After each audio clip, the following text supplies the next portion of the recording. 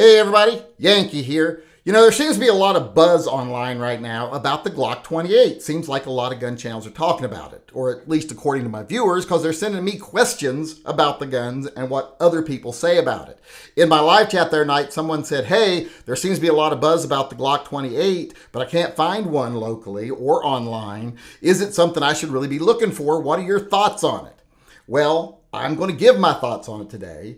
And people that are actually looking forward to this gun or want to get this gun are probably not going to like my thoughts, because I think the gun itself is borderline R-word, if you know what I mean. And now I'm not saying that everybody who wants to buy this gun is mentally deficient, because, there's valid reasons why you would want it. But I don't think the gun itself makes any sense. If you're someone that collects every model Glock, well, then you would like this Glock and you'll probably want to have it. And I think that's a valid reason to want to buy it, to complete your collection. But otherwise, what this gun is, it is a G26, the 9mm subcompact Glock, but chambered in .380. So basically, this is a Glock 26 for people who said, you know what I wish? I wish I had a Glock 26, but I just wish it was a little less capable with a less powerful round, and I wish it cost a lot more to put ammo in it. That's basically what this gun is. If that's what you want, a G26 with less power that costs more to run, then this gun would be for you. But otherwise, it makes no sense. Why would you want the same size gun that you can get in 9mm in .380? .380 is an expensive caliber and it's less powerful. So I don't see a valid reason for wanting this gun. Now, some people will make arguments that there are valid reasons. They'll say, well, what if my grandma is recoil sensitive? I'll get her the .380 gun. You know what? I'm all for making excuses to buy a gun, period. You don't have to justify it to me. If you want it, just buy it. I don't tell anyone not to buy something. I always encourage them to. This isn't a 12-step program. This is a one-step program. You asked me, should I buy this gun? And I said, yes, go get it now. So I'm not going to tell you not to buy it. But if you're going to get them something, get them the G26, the 9mm. And if they're that recoil sensitive, get them the low recoiling rounds. Hornady makes some with that little pink ribbon on them. Those are really comfortable rounds to shoot for almost anyone. And if you do have any reliability issues with it, just put a lighter recoil spring in. You've got a gun that can be put back up to full power easily and is cheaper to run, but has the same amount of recoil. So if someone's recoil sensitive, no, this .380 doesn't really make sense. .380 used to make sense in the day because of two reasons. One, you could get smaller guns, which isn't the case anymore, and because you could get guns in blowback designs, and the .380 was so weak that it didn't really make it uncomfortable to shoot the gun. But if you're not going to have a blowback design, there's no reason to have a .380 these days.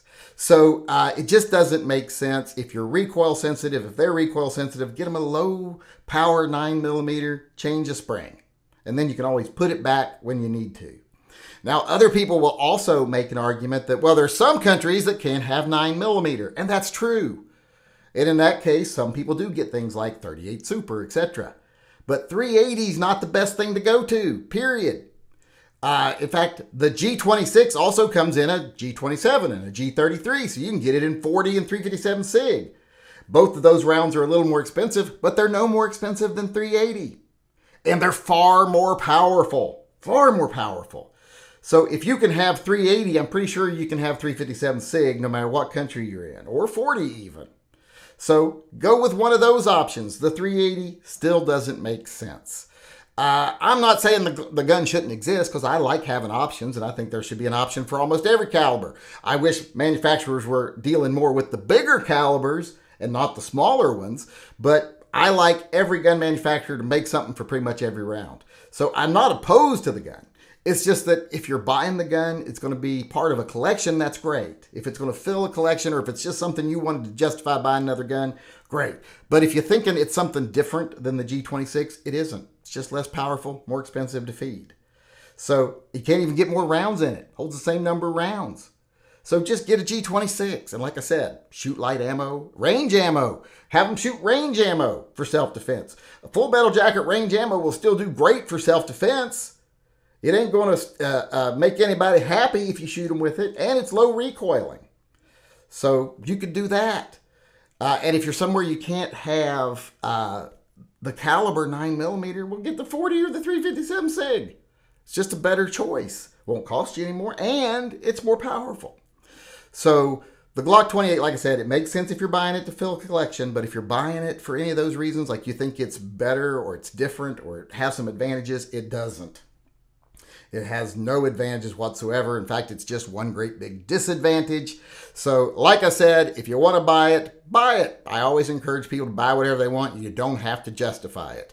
But if you're someone that's actually wondering, is there a reason to buy it? A good reason to buy it? No, there's no good reason to buy a Glock 28.